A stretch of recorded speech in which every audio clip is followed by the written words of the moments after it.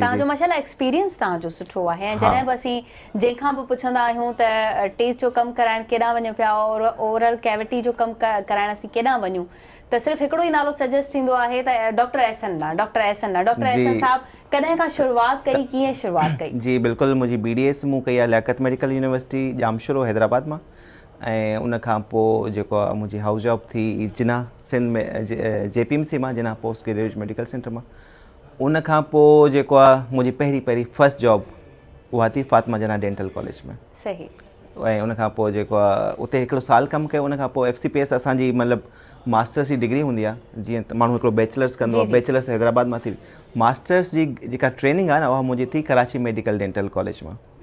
त उहा मुंहिंजी 2016 में ख़तमु थी, 2016 में। ऐं 16 में ई मूंखे मतिलबु जॉब जी ऑफर थी जिना सिंध मेडिकल यूनिवर्सिटी में एज़ अ लेक्चरर। ठीक। त सिंस 2016 हाणे 2026 हले पियो, तेसीं ताईं जिना सिंध मेडिकल यूनिवर्सिटी सां एसोसिएट आहियां as a lecturer maxillofacial surgery में। उन खां अलावा मुंहिंजी पर्सनल प्रैक्टिस आहे फेज़ 2 जे अंदरि, उहा बि 2015 में स्टार्ट कई हुई। 15 में उनखे बि तक़रीबन 11 साल थियण वारा आहिनि अल्हम्दुलिल्लाह। त ऐं इन जे मतिलबु जॾहिं खां क्लिनिक स्टार्ट कई पोइ तव्हांजा कुझु मतिलबु मीडिया जा माण्हू अचणु शुरू थिया, कुझु माण्हुनि मूंखे इनवाइट कयो। उन खां पोइ तक़रीबन तव्हांजी मीडिया जी जेका सिंधी मीडिया जी जेका टीम आहिनि सभई तक़रीबन ईंदा आहिनि मूं वटि तक़रीबन अल्हम्दुलिल्लाह। बिल्कुलु। ऐं उन्हनि जे ई मुंहं मां असां ॿुधो आहे त डॉक्टर एहसन इलाही सुठो कमु कंदा आहिनि। इहो जेको सुठो कमु करण जो जेको टैग आहे इहो तव्हां कीअं बरक़रार रखियो आहे? ॾिसो, तव्हां कॾहिं बि क्वालिटी ते न कंप्रोमाइज़ करे ई कोन था सघो। सही। पहिरीं ॻाल्हि त तव्हां पंहिंजी जेको पेशेंट तव्हां वटि अचे थो, कहिड़ो बि, चाहे उहो ॿार आहे, चाहे उहो अडल्ट आहे, चाहे उहो ओल्ड एज में आहे, सभिनि खां पहिरीं न तव्हांखे हिकिड़ी मेन क्वालिटी हूंदी आहे कंहिं प्रोफेशन जी, तव्हां उनखे ॿुधो त हू पेशेंट, हू माण्हू तव्हां वटि कहिड़े प्रॉब्लम सां आयो आहे। जेसीं ताईं असां उनखे प्रॉपरली ॿुधंदासीं न, तेसीं ताईं असां उनखे सॉल्व बि न करे सघंदासीं। ठीकु। प्रॉब्लम ॿुधंदासीं त पोइ सॉल्व थींदो न। त असल में पहिरां प्रॉब्लम ॿुधंदा आहियूं, पोइ असां उन जे हिसाब सां ट्रीटमेंट प्लान मतिलबु डिसाइड कंदा आहियूं। ॿी ॻाल्हि त असां कॾहिं बि मटीरियल जी क्वालिटी ते, ट्रीटमेंट जी क्वालिटी ते कंहिं सूरत में कंप्रोमाइज़ न कयो। मतिलबु कुझु बि थी वञे, तव्हांखे बेस्ट ट्रीटमेंट ॾियणो आहे। ऐं ॿी ॻाल्हि त मतिलबु मूं वटि एसोसिएट्स काफ़ी आहिनि, मतिलबु जेके मुंहिंजे अंडर कमु कंदा आहिनि। छो त आउं अकेलो त 10 मतिलबु 50 माण्हुनि खे न ॾिसी सघंदमि न। ठीकु आहे। त ॿिया माण्हू मूं वटि हायर थियल आहिनि, पर इन जे बावजूदि बि आउं हर पेशेंट खे, कोशिशि मुंहिंजी इहा हूंदी आहे त हर पेशेंट खे जेकॾहिं आउं ॾिसी न सघां, मतिलबु पूरो फुल कमु जेकॾहिं उनजो प्रोसीजर न परफॉर्म करे सघां, एटलीस्ट आउं उनखे मतिलबु मॉनिटर करे सघां। छो त हर जॻह ते असां वटि स्क्रीन्स लॻल आहिनि, त ख़बर पवंदी आहे त किथे कहिड़ो प्रोसीजर हले पियो। ऐं पोइ बाद में पाण वेंदो आहे, ज़रूरु ॾिसंदो आहे त किथे का मतिलबु का कमी त न आहे, का कोताही त न आहे, या किथे का मतिलबु मिसट्रीटमेंट या को अहिड़ी त न आहे। त मतिलबु उन हिसाब सां तव्हांजी जेको आहे न क्वालिटी हमेशह मेंटेन रहंदी आहे। बहितरीनु।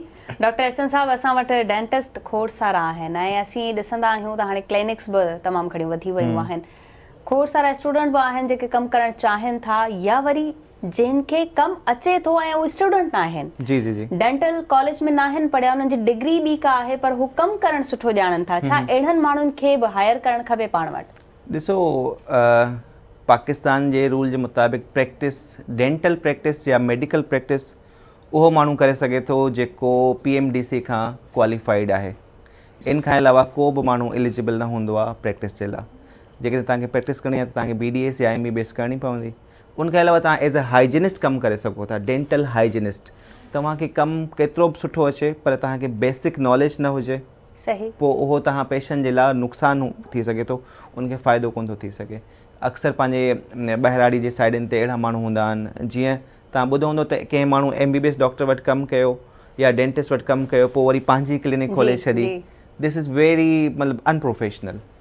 तव्हां ईअं कॾहिं बि न करणु खपे। ऐं नई मतिलबु अहिड़नि माण्हुनि वटि विज़िट करणु खपे। छाजे करे? उनखे तव्हांखे मिसाल ॿुधाईंदो त पाकिस्तान हेपेटाइटिस B, C ऐं हाणे HIV, उन में इलाही रैंक करे पियो। मतिलबु पाकिस्तान में हेपेटाइटिस B ऐं C जा इलाही काफ़ी कॉमन केसिस आहिनि। मतिलबु दुनिया में 4th या 5th ते असां रैंक कयूं था। सही आहे। HIV हाणे वधे पियो। उनजो मेन रीज़न हूंदो आहे हिकिड़ो त असां माण्हू बार बार वटि वेंदा आहिनि, ठीकु आहे, हेयर कट करण जे लाइ।